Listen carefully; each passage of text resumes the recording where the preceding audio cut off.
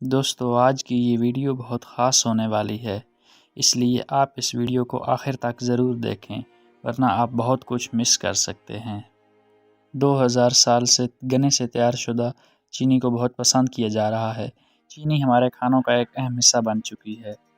چینی کے بغیر کوئی چائے پینے کا تو سوچ بھی نہیں سکتا، لیکن جہاں چینی سے خشک ذائقہ کھانے بنتے ہیں وہاں اس کے کچھ خطرناک نقصانات بھی موجود ہیں۔ اس لیے چینی کو وائٹ پوائزن یعنی سفید زہر بھی کہا جاتا ہے۔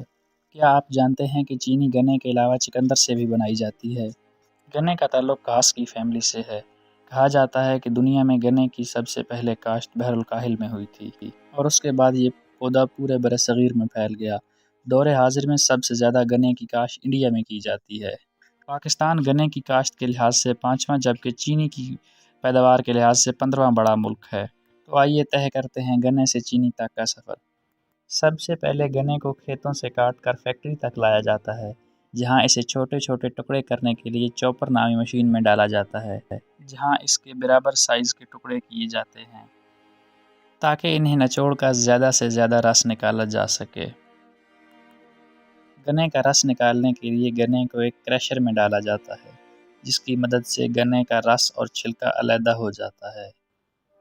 شوگر انڈسٹری میں علیحدہ ہونے والے چھلکے کو بگاس کہتے ہیں اور یہ بگاس ایندھن کے طور پر استعمال کی جاتی ہے۔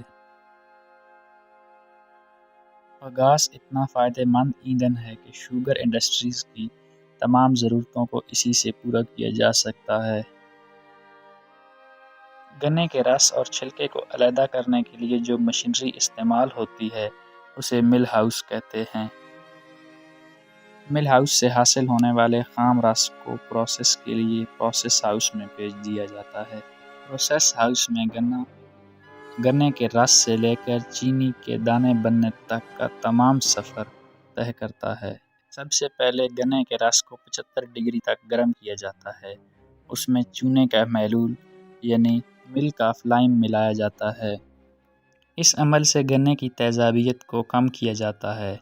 اس کے بعد 104 ڈگری تک گرم کر کے کلیریفائر میں ڈالا جاتا ہے، جہاں رس کے اندر مختلف فوڈ گریڈ کیمیکل ڈالے جاتے ہیں، جن کی بدولت رس میں موجود تمام ذرات نیچے بیٹھ جاتے ہیں اور صاف رس اوپر کی طرف آنا شروع ہو جاتا ہے۔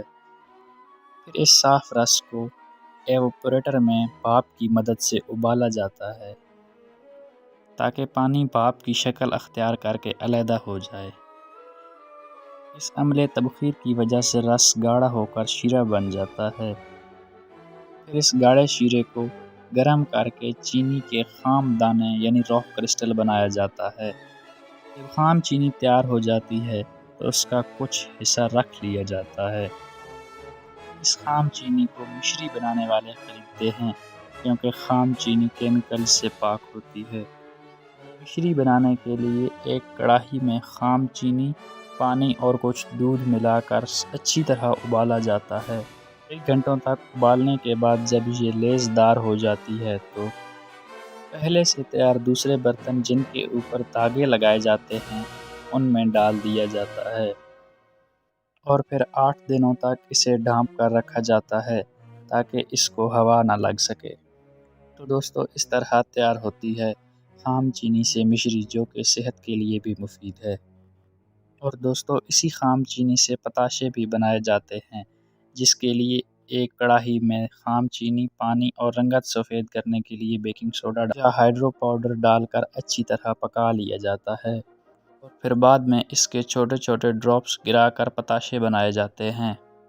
چلیے اب ہم پھر شوگر مل کی طرف لوٹتے ہیں۔ خام چینی کو شیرے سے علیحدہ کرنے کے لیے ایک خاص طرح کی چلنی سے گزارا جاتا ہے، جہاں دیسی چینی اور شیرے کو الگ الگ کیا جاتا ہے۔